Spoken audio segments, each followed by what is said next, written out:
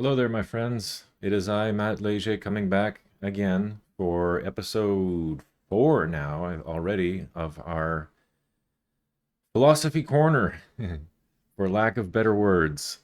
But it's a very philosophical type series that asks a lot of hard hitting, tough questions that sometimes we're afraid to even ask ourselves.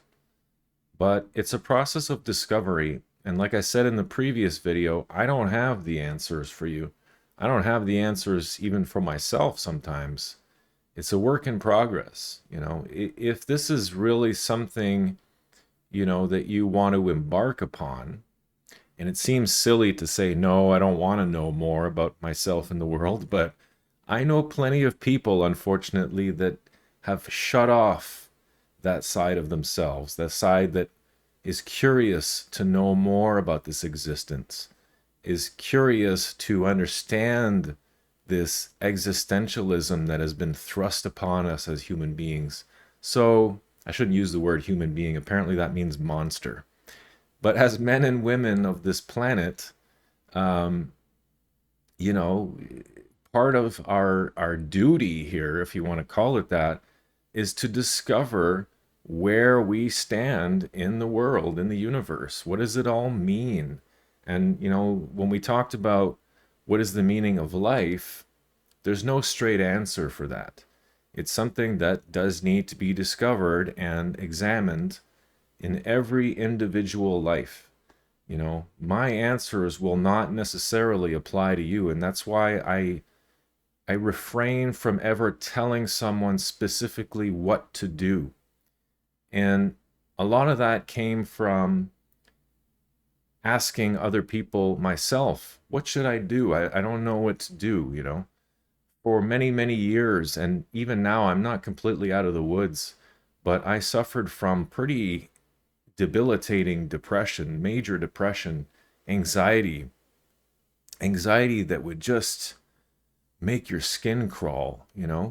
And I often found myself asking other people for the answers to my own questions. And of course, they couldn't help me because they don't know me as intimately as I know myself. So, and the shamanism has definitely helped me to be there for myself and to answer a lot of my own questions and to solve my own problems. Because, like I said, no one's going to be able to tell you with any accuracy, what you need to do to solve your problems. That's going to come from you. It can only come from you. You know those problems better than anyone else. You know yourself better than any doctor, right? Okay, granted, some physical ailments, it's probably best that you go see a medical professional because that's what they're trained to do. Now, also, right, don't forget that they're not in the business of making people well.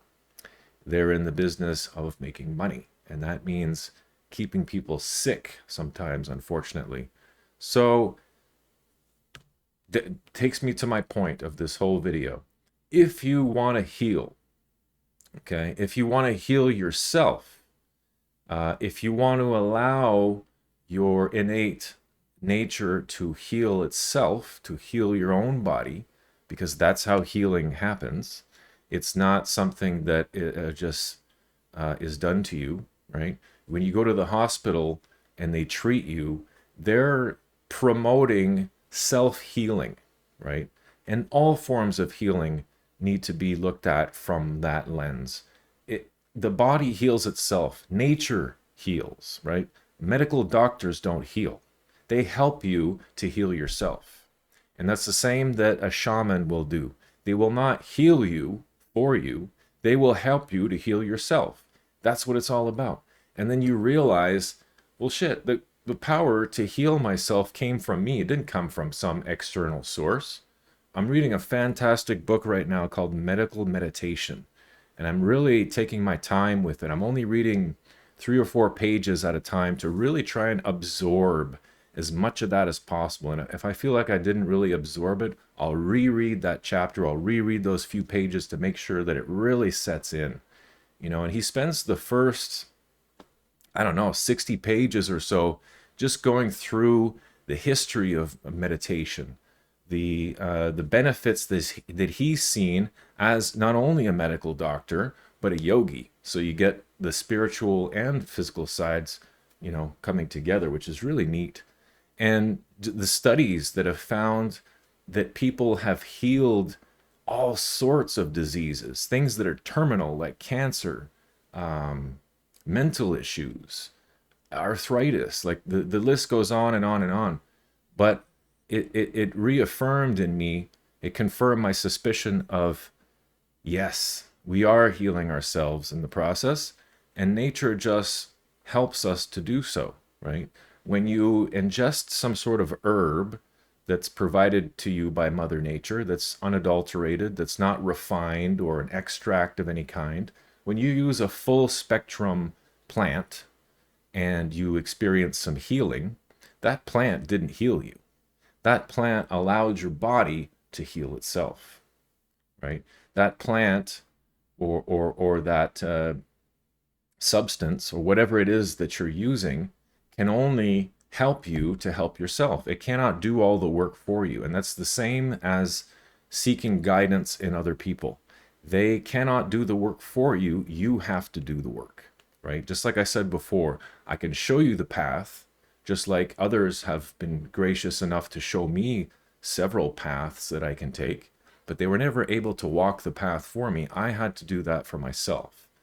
And it's amazing the things that will come when you finally accept that as being your reality, that you're in control, that your body is in control of your health, that your mind is in control of your health, that your spirit is really connected to your mind, to your physical body, and it's all, again, different expressions of the same thing. So not only are we physical beings, but we're also immaterial beings, right? There's the substance of life, and then there's the unsubstance of life. You can't have one without the other. They're intimately connected and always will be. So to shut out the excuse me, to shut out the spiritual part of yourself is to shut out a big part of who you are. And just like to ignore the physical ailments, I know a lot of people that are great at ignoring their physical pains, their warning signs that their bodies are trying to give them. They push beyond the pain. They push their bodies beyond the limit. More, when there's red flags going up and your body's telling you stop, you need to fucking stop. You can't keep going. But it's like almost encouraged in our Western world to push beyond what you're capable of doing. I could go off in all sorts of different directions with this, but I see it so clearly in things like therapy, psychotherapy, or psychological medication. What are these things doing for you? You know what they're doing? They're allowing you to, or what they're trying to do is they're encouraging you to be more resilient. Okay? And at first, that doesn't sound like necessarily a bad thing.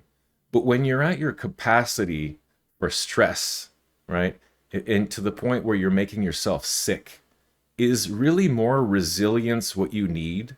Do you really need more tolerance to deal with more bullshit in your life? Because that's what these things are trying to do. It's trying to almost identify in you that there's a problem there. Oh, you're not able to handle this immense level of pressure and stress. There must be something wrong with you. Try taking these pills and you can handle more stress and more bullshit and more turmoil and more anger in your life by simply taking a pill, right? Or by going to see a shrink once a week.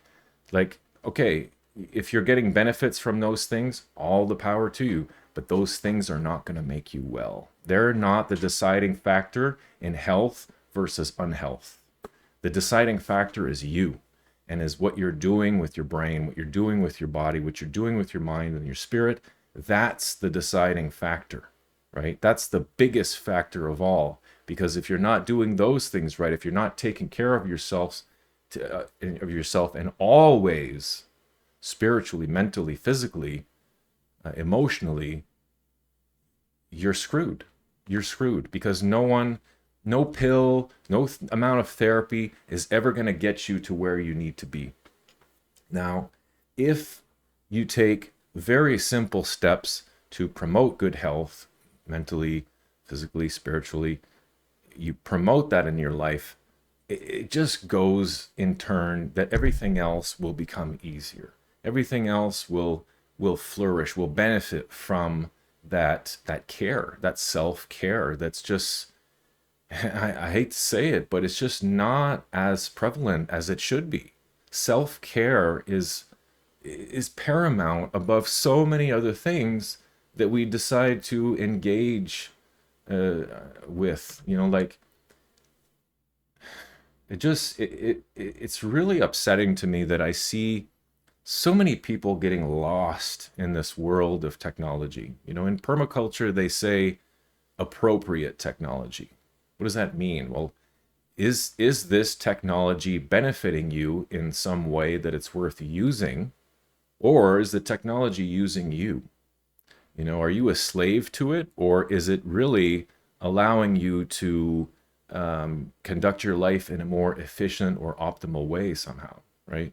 I could think of a number of different applications for technology that are wonderful, and I can think of a lot of applications for technology that are destructive. You know, just go on Facebook for a few hours and poke around. You'll see it for yourself. Go on YouTube and get lost in some black hole of algorithms. You'll discover it before long that it's just a world of unhappy people trying to fill the void with distraction. That's all it is. And our lives are so short. We can't afford to be distracted. We must be present in every moment, all the time, right? I'm guilty just as much as anyone else of letting my mind wander, right? I'm getting better at it. I'm able to bring my mind back faster now and not waste so much time, but I still get caught ruminating all the time, over contemplating things, over analyzing things. What ifs, right? What ifs are great for analyzing the crap out of the past and the future. But what about the now? What about right now? This is all we have.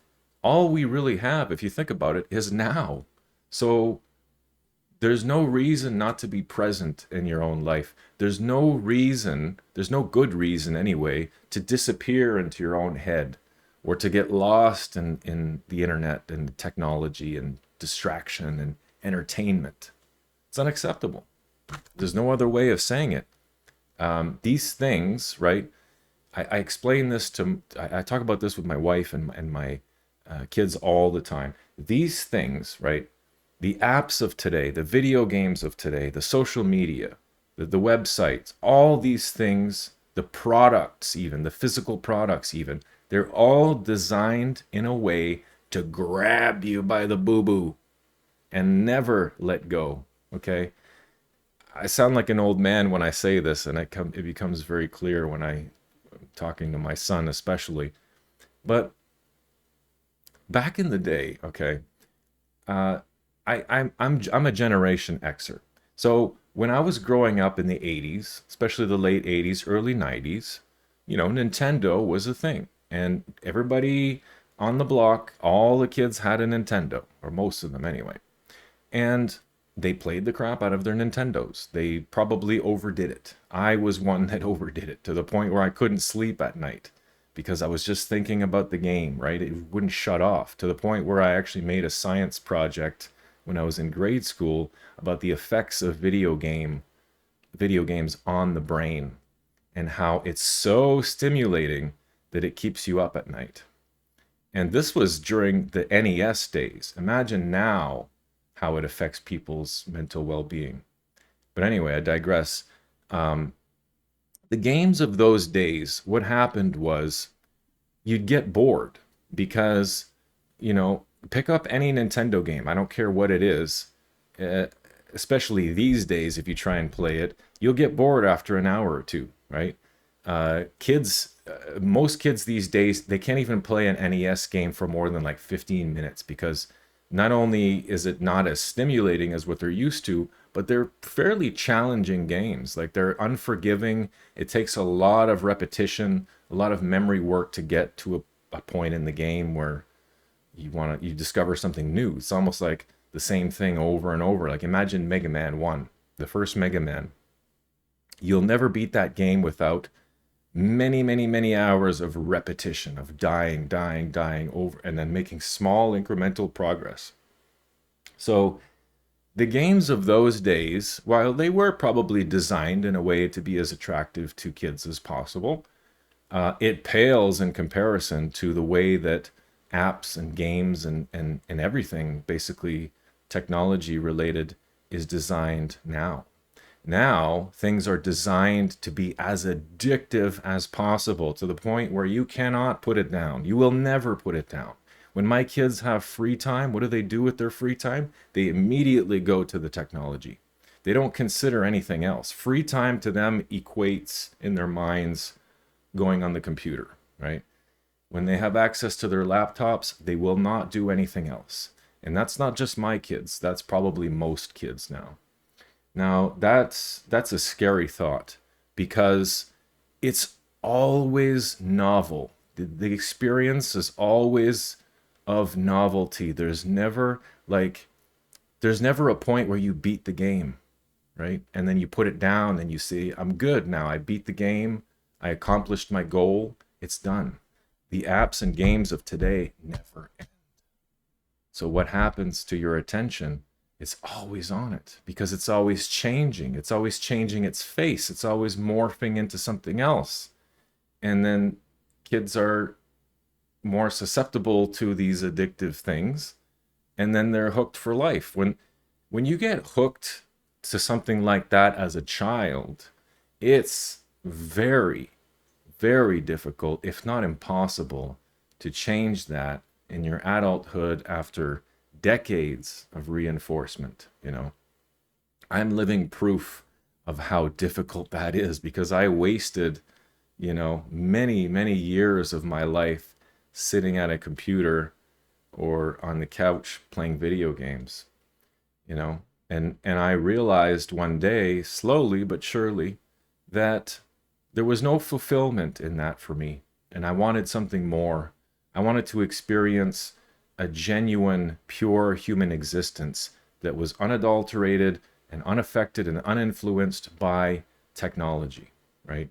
And again, technology can be appropriate. It can be great, right? There's a lot of things with technology that have enriched our lives and made them easier and given us more time to focus on ourselves and more time to be present and more time to spend with our families. But on the other end of it, there's also been some discoveries that have been detrimental to humankind that have robbed us of our time, have robbed us of our lives and our quality time with our families. And that's where you need to pump the brakes and say, no, I'm not going to spend too much time or any time at all on these things because it's just a time sink. It's just a waste of my life.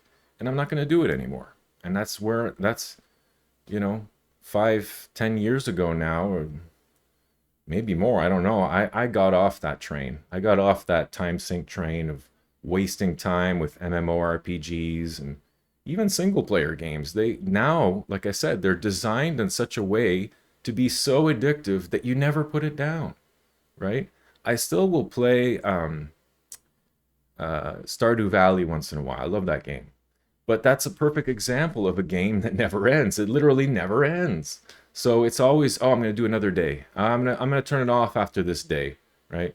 And whenever that day comes and you go to bed and you get your cash and then the next day comes, it's really hard not to go back into those motions again and start watering your plants and harvesting and doing all the things that just keep you engaged, and they never really let up. They never really give you a chance unless you have an enormous amount of self-control, which most people don't have, especially not kids.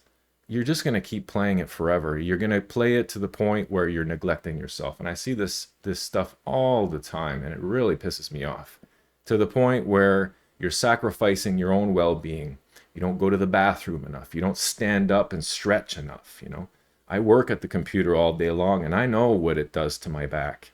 I'm not wasting time playing video games or any other time sink. I'm actually working and trying to make money for my family, and that takes a major toll on my body. But I justify it by saying, well, I have to do something to support myself and to support my family. So that's the sacrifice. I get a sore back at the end of the day.